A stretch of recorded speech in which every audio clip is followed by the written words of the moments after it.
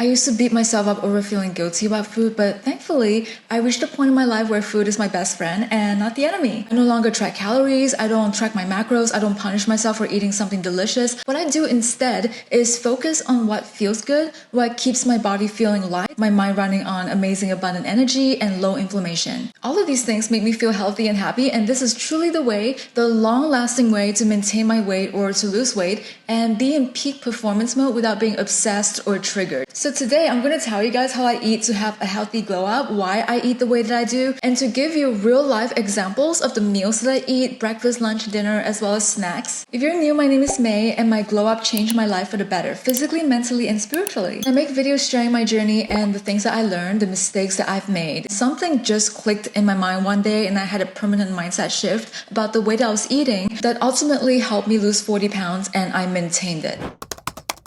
So what my typical diet looks like is mostly anti-inflammatory and gut-friendly. This means I focus on whole, minimally processed foods, clean protein, healthy, naturally occurring fats, and colorful vegetables, nuts, whole grains, and fruits. My typical staples are things like chicken, salmon, eggs, sweet potatoes, rice, avocados, olive oil, miso, and fermented foods like kimchi or sauerkraut or yogurt. And I generally avoid food that trigger inflammation, things like refined added sugars, seed oils. So instead, I will swap in gluten-free carbs like rice, oats, buckwheat, or even egg noodles or rice vermicelli, basically things that don't make me feel sluggish or bloated. And I eat until I'm a bit full, I'm fully satisfied, and I'm not stuffed. I also drink a ton of water during the day, and I drink herbal teas every day and electrolytes. You want a good healthy diet to be sustainable for you. And every meal that I eat follows the same general patterns. We have a palm full of protein, a palm full of vegetables, and 1 to 1.5 fistfuls of carbs. And my carbs are always gluten-free, about 80 to 90% of the time, because as much as I love bread and noodles and pasta, I rarely eat that in the US. There's just something about the way that wheat is being processed here in America that just does not sit right with my stomach. You know, it sometimes can trigger intestinal inflammation, even in people without celiac disease. And I know that for a fact that it causes me a lot of brain fog. I also don't deal with a lot of bloating because of that. Ideally, I would rather eat bread and pasta when I'm traveling to Europe or Asia. Basically somewhere with better safety standards around food. So obviously I don't actually avoid certain foods completely or label things as good or bad, because that's also an unhealthy mindset to have. I also mostly eat at home, which helps with my decision making. I'm also way less likely to eat highly processed food if I had to make it myself. So my focus on minimally processed whole food based meals simply makes me feel better about my body, and that shows up physically and mentally too. I look better, my brain functions better, my skin is clear. Nowadays, if it's unhealthy enough, my body will literally tell me because it makes me feel sick after my meals. I will go to the supermarket and I see things completely differently. Literally entire sections of mushy beige food that used to be like my staple lunch, you know? So now I have a strategy around how I eat my plates as well, and this helps me regulate my blood sugar a lot. If I do eat highly processed food, it doesn't spike my blood sugar level so much. I basically will eat the way that a diabetic person does. What that means is first you eat the veggies on your plate, and then the protein,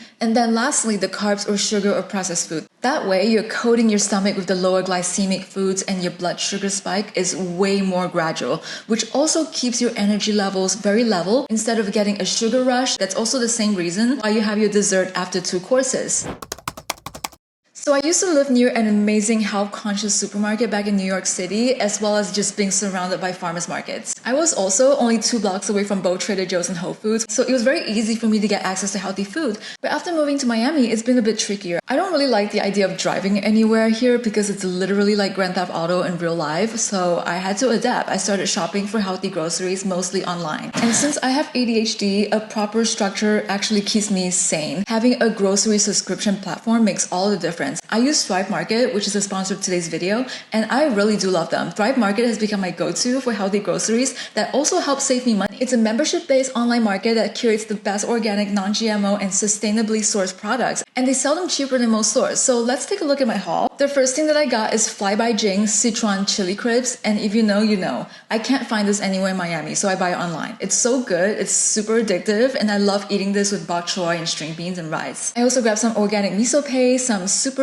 freezer pops, no sugar added, and some harvest snaps, some olives. Dark maple syrup is mainly made of unrefined sugar, so I'll use that to make my own homemade granola with oats. And then lastly, as part of my last order, I also got a free gift, which is the smoky beef sticks. I love it. They also sell products for self-care. I picked up a giant bottle of shea butter bubble bath and eucalyptus. Technically, this one's for kids. This is for my inner child. So on the Thrive Market website, you can filter by diet preference, whether it's low sugar, high protein, vegan, gluten-free, whatever your goals are, and every product meets strict ingredient standards. Thrive Market bans over 1,000 questionable ingredients, so you won't find things like artificial dyes or flavors or synthetic sweeteners in anything that you buy on your website. They're also committed to ethical and sustainable business practices. Thrive Market is the first online-only retailer to accept SNAP EBT. On top of that, when you buy an annual membership, they donate a membership to a family in need, a teacher, or a veteran, which makes healthy food more equitable and accessible for everyone, which I support so much. You can click the link in my description box or go to thrivemarket.com/MayAliceSuzuki to receive 30% off your first order and a free gift when you join Thrive Market today. So my typical breakfast is more or less the same every day. It's usually a plate of sunny side up with some hash browns from Trader Joe's, half an avocado, and a small little dab of sour cream. My husband makes my breakfast for me every morning with my coffee, and sometimes I have variations in the eggs. For example, he might make a mushroom omelette that day, or I might add a tiny block of cheese or sauerkraut or some shrimp. If he's busy and can't make breakfast for me, then I usually will have my own smoothie bowl or an acai bowl for breakfast. It's usually about a cup or two of drinkable yogurt or kefir.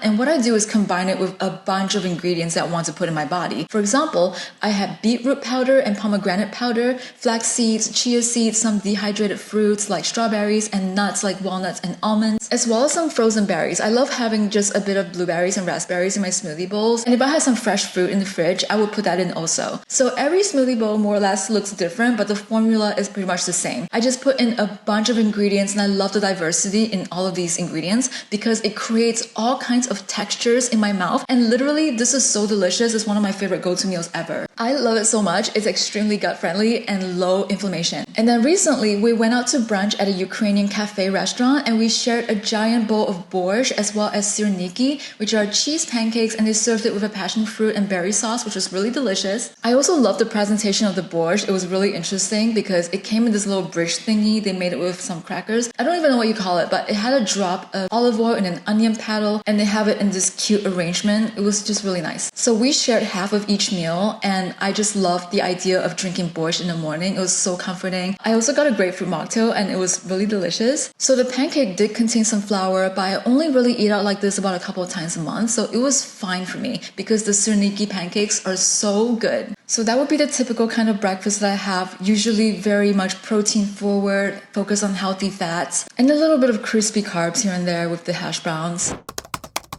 As for lunch, usually it looks more or less the same as my dinner, which are well-portioned veggie, protein, and carbs. And I'm also going to show you my dinner ideas in a bit because it mostly looks the same as the lunches that we make at home. However, most of the time when I'm usually out during the day, I try to stick to some good options. Like for example, if I'm at a food court, I will get a chicken salad and a healthy beverage. Like I was also drinking some hibiscus tea that day. No sugar added. It was so delicious. And I also have some pretty great go-to spots near my house where they make these healthy, well-portioned bowls where you get to pick your sides, pick your protein, pick your veggies. Guys, I also try to eat affordably, so a well-portioned meal with 4 choices like that will cost around like $10 or $11. And this place by my house, even though they do make these fried battered chicken cutlet things that I love, it's almond crusted. All the ingredients that they use is non-GMO and organic as well. And I had that with a plate of kale salad, sauteed broccoli, and cauliflower rice with sauce on the side. I think specifically it was coconut ginger sauce, as well as a sugar-free berry lemonade. It's kind of funny because as much as Miami is known for going out in spring break and all of that, there's actually a huge wellness community here, and people really do eat to feel and look their best. So you're going to see that reflected in a lot of the restaurants here, and it really helps me stay on track.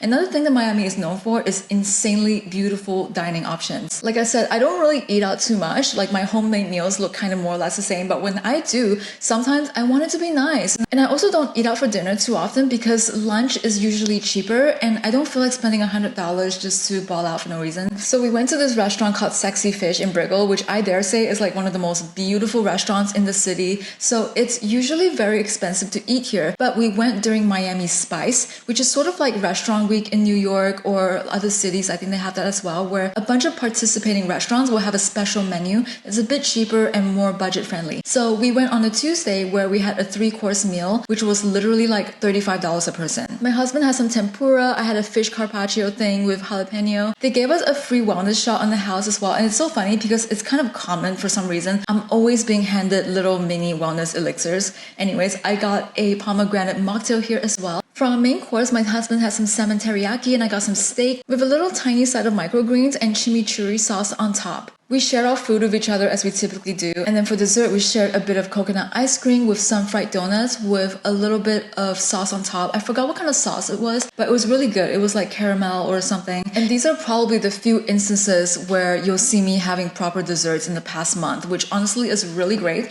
because I'm telling you, it makes it all so much more special. Because if you eat like this every day, it's not going to feel that special to you. But if you savor it for a nice date or something like a birthday or an event, then that way you're going to cherish it a bit more, if that makes sense. But I don't deprive myself of sweets. I usually just don't go for them unless it's part of my meal. And last but not least, I have to show you guys the bathroom of Sexy Fish. To me, this is truly what they're known for. They have these incredible looking mermaid bathrooms and I just love the maximalism. Just like living in Miami in general, it's just dopamine overload everywhere because there's so much color and vibrancy. And yeah, it just fills my head with dopamine. I love it. So my last example for lunch is when we headed out to this little Vietnamese spot near El Portal. It's called Tran An. It's a newer restaurant. It's very small, very cozy, but beautiful. And we had some Vietnamese iced coffee with a bit of pandan and boba. And then my husband got a half banh mi as well as a bowl of rice with some crispy flakes, veggies, chili, and bean sprouts as well as a bowl of pho. It was so delicious. You can rarely find authentic Asian food in Miami, so I was extremely grateful for this spot.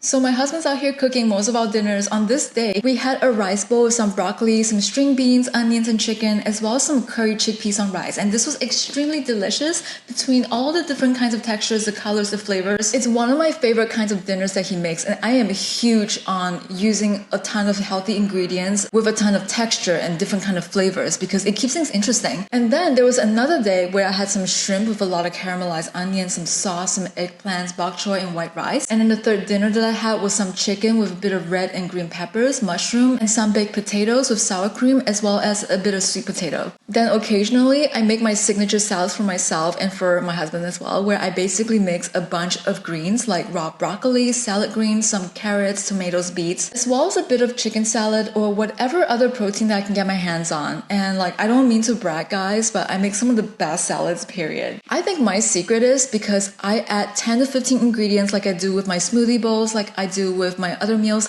There's just so much texture and color in my salads between the nuts, the 5 to 7 different kinds of veggies, the protein, and thinking about it literally makes my mouth water. As for fast food options, the most that I will usually go for is Chipotle, and I definitely don't shy away from that. I love a good burrito bowl. The other day we went there for dinner and they had a limited edition carne asada, so we got that alongside some white rice, beans, veggies, some sour cream cheese, lots of lettuce, and Chipotle burrito bowls are so big. I usually just share it with my husband, and if I don't have someone to share it with, I'll just take the rest of it home. Again, like we don't usually eat that much. We're tiny people, and I'm very easily satisfied because it helps my abundance mindset as well. Like guys, if we live in a developed country, we always have access to food. So even if you eat until you're satiated and you get hungry an hour later, that's totally fine. You can just grab a snack. Or this is also precisely the reason why I take home the rest of my meal so that I can finish it later if I get hungry again.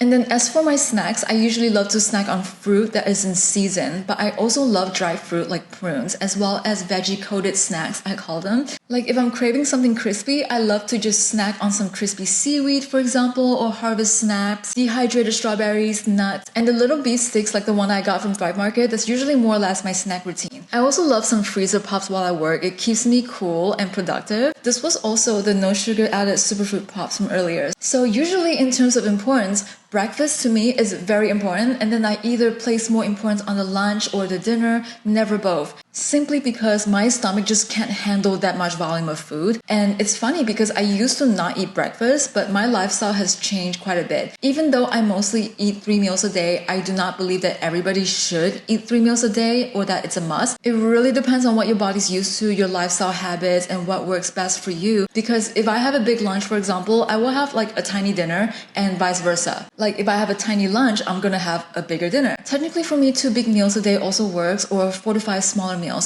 And I don't believe that I need to stuff myself or to overeat because I already eat pretty frequently on top of some occasional snacking, which I don't snack a whole ton. I only snack when I see my food in front of me, object permanence. But when I do, I also make sure that it's very healthy. I think that our meals should never be boring or something that we don't look forward to, because when we eat stuff that we're not so into and we don't like them, it keeps us in that lack mentality, and then we're going to keep craving something more, which leads to all kinds of situations. So I rather just focus on constantly eating delicious food, period. And if I like something and it works out for me, I'm going to eat it every week. Consistency is so underrated. Even if it's different ingredients every time, the way that I make some of these meals stay the same. This will reduce decision fatigue, which keeps me from impulsive eating, and it still leaves a lot of room for special occasions, for like a good ice cream date, for example, or to get dessert after a meal a couple times a month. As long as we're being intentional and not impulsive, it's all part of our balance. If you guys are also interested in a deeper dive about gut healthy food, I also made a video about that recently. Feel free to check it out. But the last thing that I will add about eating a gut-friendly diet is that